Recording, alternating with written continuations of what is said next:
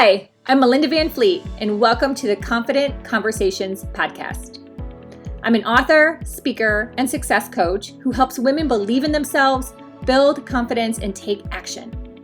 This podcast shares authentic and transparent, thought-provoking stories, tips, and tools from my experiences, as well as incredible guests, so you can continue to build your confidence and live your best life.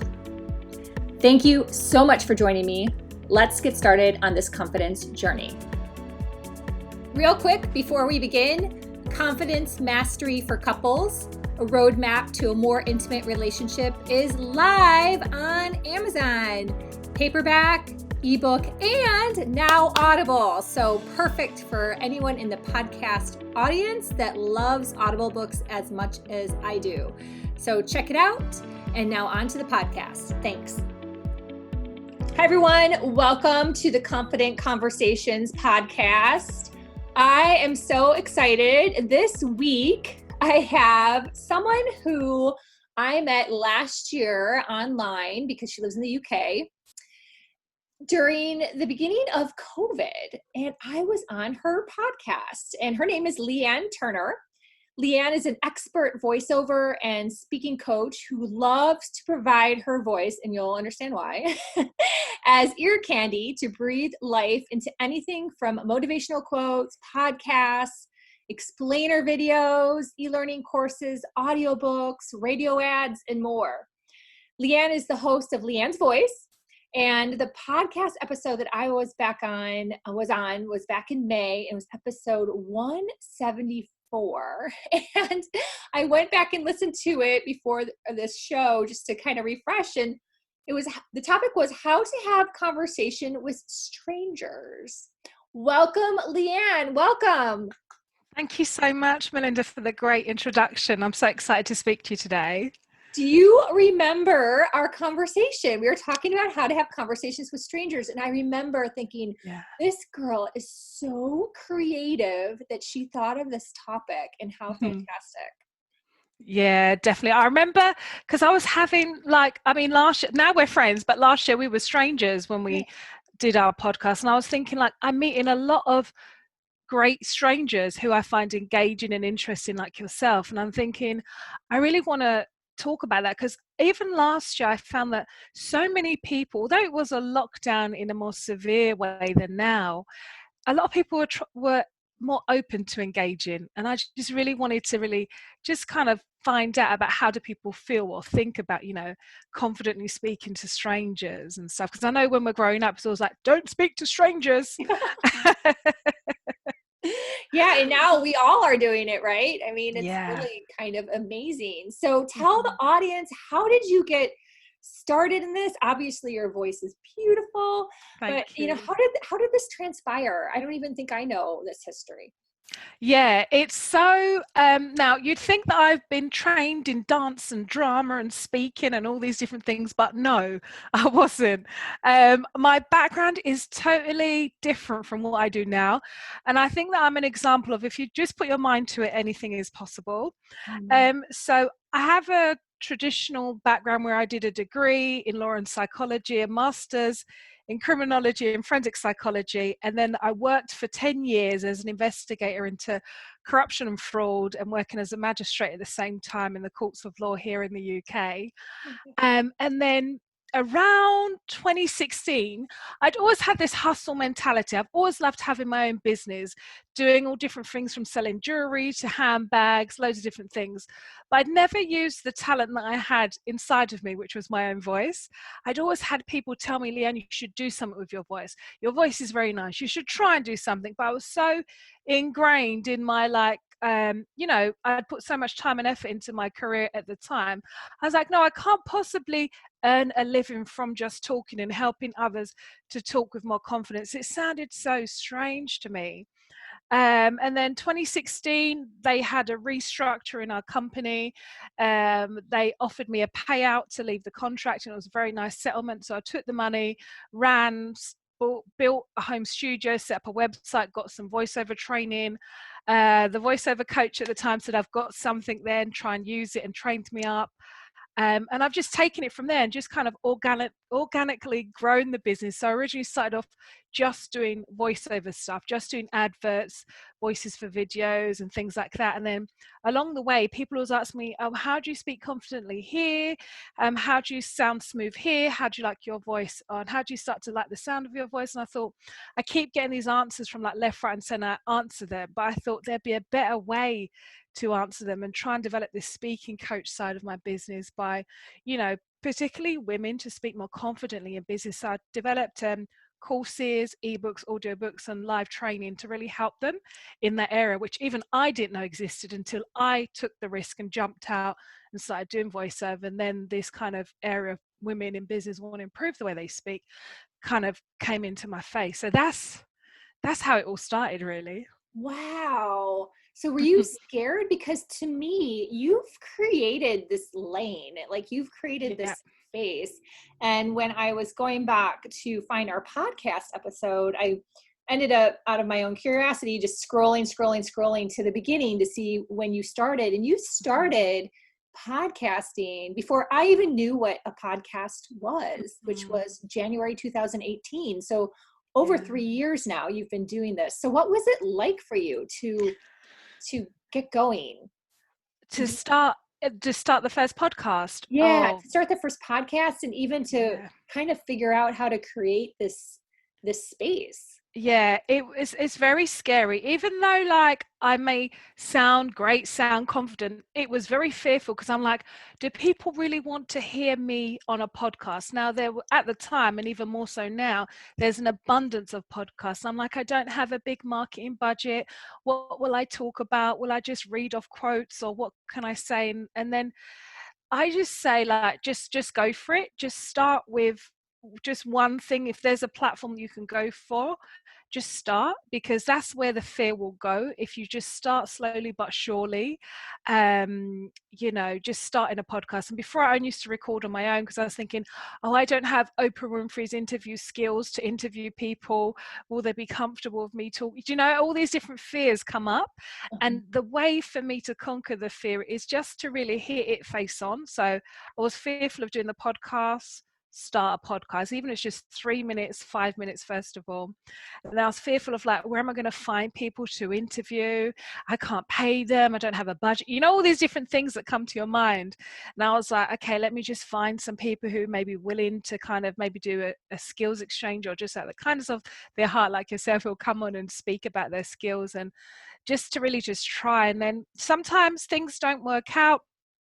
The quality may not be great, it doesn't record well, but you just learn from it rather than thinking, oh no, this is a bad thing, but look for the lesson in everything. That's what I kind of approach, particularly the area of podcasting with, definitely, because there's a lot that can go wrong in podcasting, more than what can go right.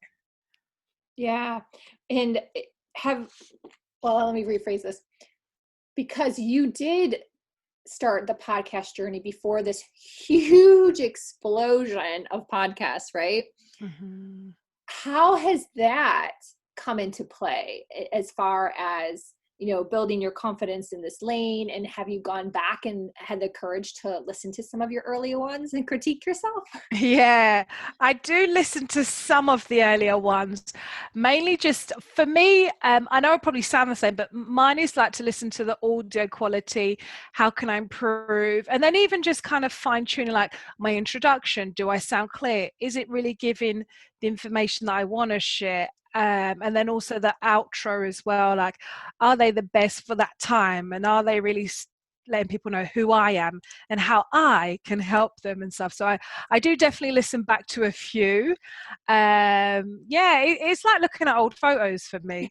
I enjoy it. Yeah. Yeah, definitely. And I'm going to say to anyone in the audience also is that if you're not following Leighanne on Instagram, you need to follow her on Instagram, because she just radiates through her videos and has so many amazing tips. So I feel like you are just a fellow content creator. So can you share some tip ideas? Because I do feel a lot of people struggle with creating content. They get nervous and they're like, oh, Mm, what am I going to think of today? And I don't have the mm. skill set. I can't figure it out. But you're always good at that. Any ideas for people to build their confidence in terms of creating content? Yeah, I think definitely start with just one thing that's your favorite. So whether you're strongest on, like for me, I feel that my strongest part of content is to create a podcast. And always like within the podcast, I'll have like three key points. One could be beating the fear of speaking, how to look after your voice itself, and then how to sound engaging on a podcast. So then what I'll do is I'll have that as the foundation content. And then say, for example, I'll move from the podcast and I think, okay, I want to make a 15-second TikTok video, but because I've got 3 tips, that will give me 3 different 15-second videos on TikTok. And then with those TikTok videos, I'll maybe use those to post on my Instagram story or the post. And then I'll use the text or one point of text from the podcast, which you can use on Otter OTTR.ai. You can use that as it's like a voice dictaphone service, and you can use that text and lift it and put it into LinkedIn and then put a really nice picture of yourself. And then you can just use it over all the different kind of platforms and that. But I definitely think always start with one, which is your favorite, strongest area of creation. And then just change it to tweak onto the platforms that you choose. And don't fall into the trap like myself. You sometimes feel like I need to be on everything. Be on the best ones that would support what it is that your message is for your business. So for me, TikTok works, Instagram works, of course. Having a podcast works, Facebook as well. I do like Twitter, but if I don't post every day, I'm not worried. Pinterest works as well, but for me, the best platforms are ones where you can get a visual of me and you can hear me as well. That's what I would say. But start with one main source and then just change it for the platform. Wow. And that's fantastic. I took some notes on that. So what a great, so just to recap and tell me if I got this wrong. So you take your podcast and then you're pulling out your 3 key points from there into the TikTok. Mm-hmm. I'm not on TikTok, but I'm just keep this straight for the audience. And then you pull that into 15-second slots for Instagram. Yeah, put that on Wow. 15-second slots for Instagram.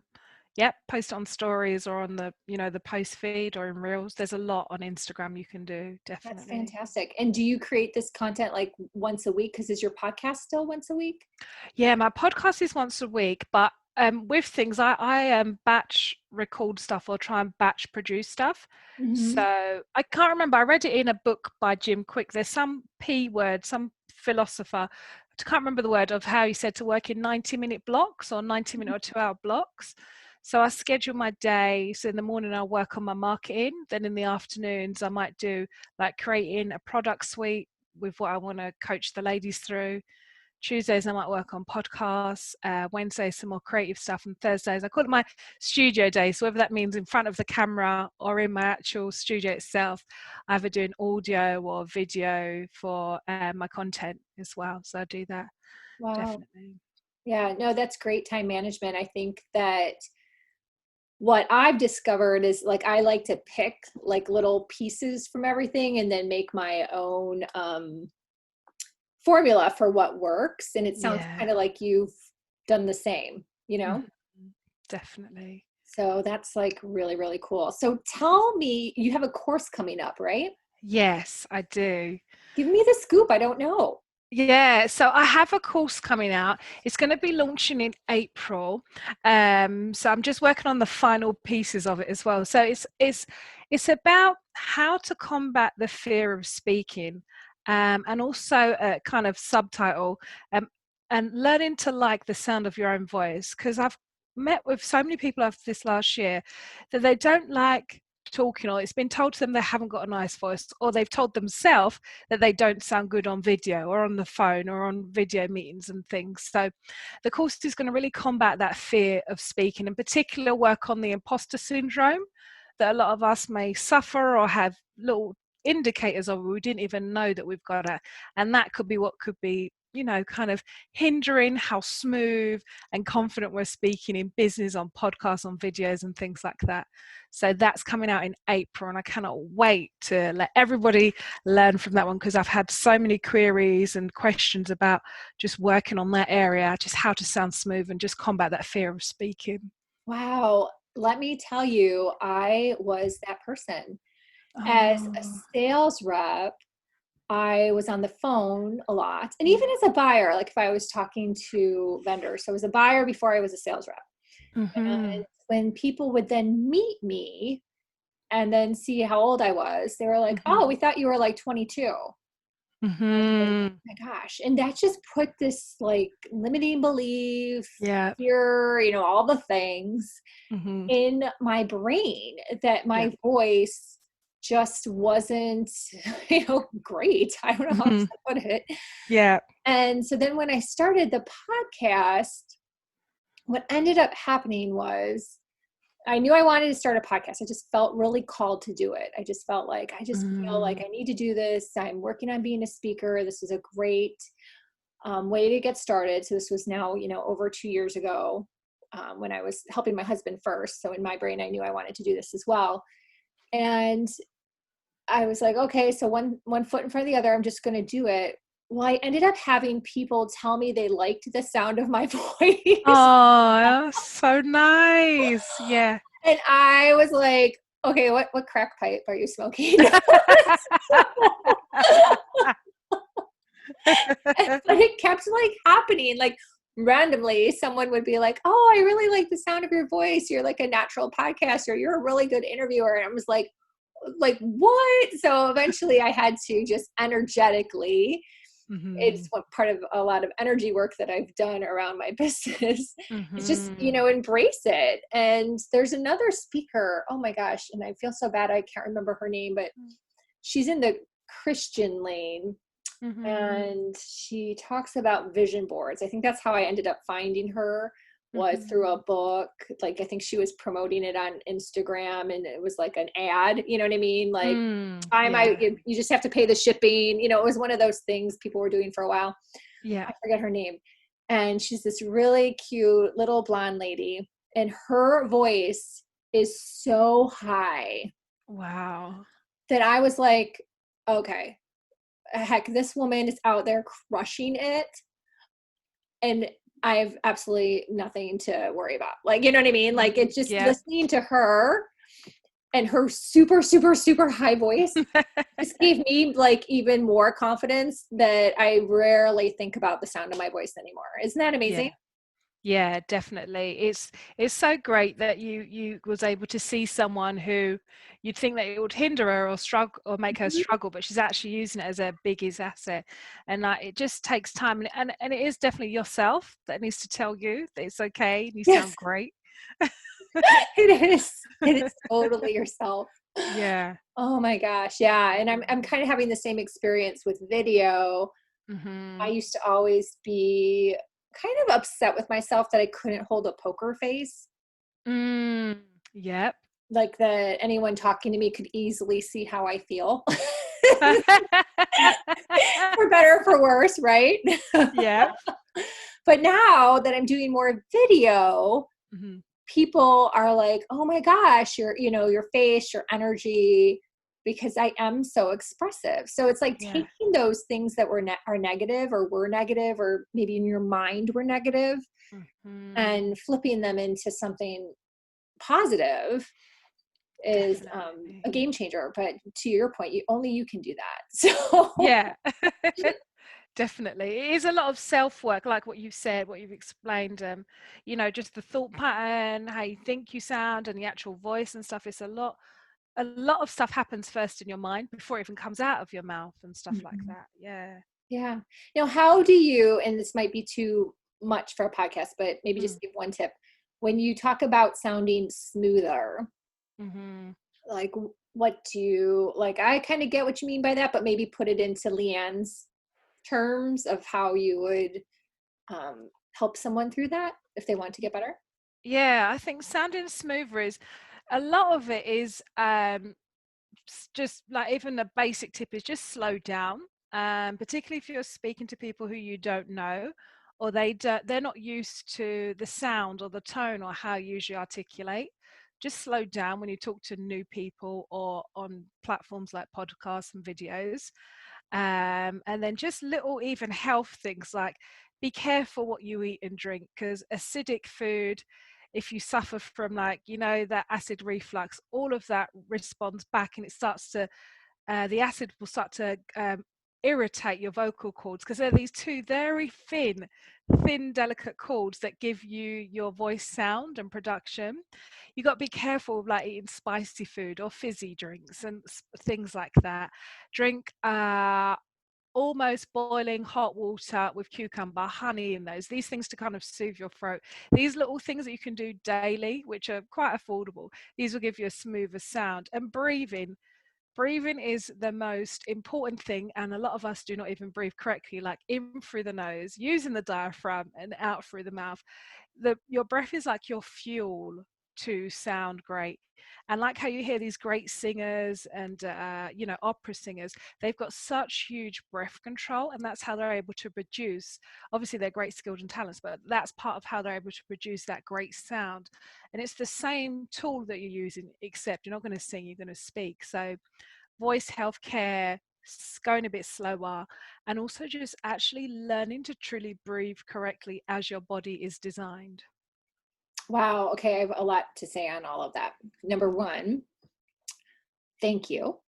You're welcome. Number two, you are absolutely correct about breathing. And I just retrained myself on how to breathe last year. Wow. 48 years old. And I knew I was doing the opposite, diaphragm. Mm-hmm. And pretty amazing. And then number, 3 is when I went to record my Audible book for my book that just came out in March, early March. Yeah. They gave me a big list of food to either bring with and, was okay to eat or to stay away from. And one of the things that got me through the day was eating apples, because that was on their list of food to eat. So I brought a bag of apples. A lot of things were on the no list. So. Yeah. And then the last of this point is that I'm a fast talker. Give me a tip. How can I work on slowing it down? This is a huge thing for me, and I know this. Yeah, I speak fast, definitely, naturally, and particularly when it's people who I know, and I'll break words down as well, just to even allow me to go even faster than what I want. What I think is good is to, when you say a sentence, add like a pause, or because also because when you speak, you've got to allow the other person's brain to process the information that what you've sent over. And if you keep on kind of sending information, it can be overwhelming, even for the most intelligent person to keep up with you and be able to respond in the right way. So I think just breathing is key. After a sentence or two, give a pause. It doesn't have to be a dramatic pause, but just take a breath, look down and stuff. And also just to make sure that you're actually clearly articulating all of the word, because sometimes how you get the speed is because you're actually breaking down words or running words together. So clearly articulating the whole of the word, and that helps you to slow down as well. Because I know how to speak with speed, because often I'll merge words together, not say them correctly, or use sounds, which makes you go even quicker than using actual words too. Yeah, okay, that's good tips, because that is something that I'm surprised I haven't been called out on, because I do know I'm a fast talker. And when I started podcasting and I realized that you could speed up podcasts, I don't know. Do you do that when you listen to any podcast? You put them on a faster speed? Yeah, I do. Some of them, they need it. Yes. And so for the most part, I do listen to pretty much everyone on 1.5. And my husband is like, how do you do that? Because it takes him a little longer to process things, even reading. I read faster, he reads slower. And I've always in my head been like, okay, anyone that listens to my podcast probably doesn't need to put me on 1.5. So totally understand. Yep. So thank you for those tips, because it's definitely something I've thought about. Actually, again, circling back to the Audible book, I thought he was going to call me out on it, the engineer, Yeah. and he didn't. He said I was fine. So I don't know if just the universe stepped in and made sure I Yeah. didn't talk too fast when I was reading my book. But Yeah. it's definitely something I think about. So I love talking to you. No pun intended, just honest. Is there anything else you'd love to share with the audience before we wrap up? And then definitely let people know how they can get hold of you, and I'll put that in the show notes. Yeah, I mean, just I would say, like, I always live by that anything is possible if you believe. Do you know what I mean? Because I'm a true example of being in one career and I'm like, I'm going to take the leap and go and try and do something else. And I'm just really here to learn and grow myself, but also to help others as much as I can with my voiceover skills, with my speaking coaching skills. So I'd love to kind of, everyone can stay in contact with me or ask me questions. I respond back and stuff. So I'm here to help people. We've all got to kind of help each other on this like journey called life, etc. So anything I can do to help, just ask me and I'll say yes I can, or no I can't, or just signpost you to the right person who can help. Definitely. I love that. Thank you. Thank you very much. And you have been amazing to get to know over this year. I'm very grateful. Thank you. You too. We started off as strangers and now we're friends, Melinda. And someday we will meet. I promise Yeah. you. Yeah, can I come to Florida? You don't need to come to London. Don't come to London. I want to come to And come Florida. to Florida. That would be fantastic. I love it. Definitely. Very cool. Well, it's been a pleasure. And again, everyone out there, I'll put Leighanne's information in the show notes so you can connect with her and keep in touch with her on her upcoming course, which sounds extremely exciting. And I'm sure it's fabulous. Thank you so much. Thank you.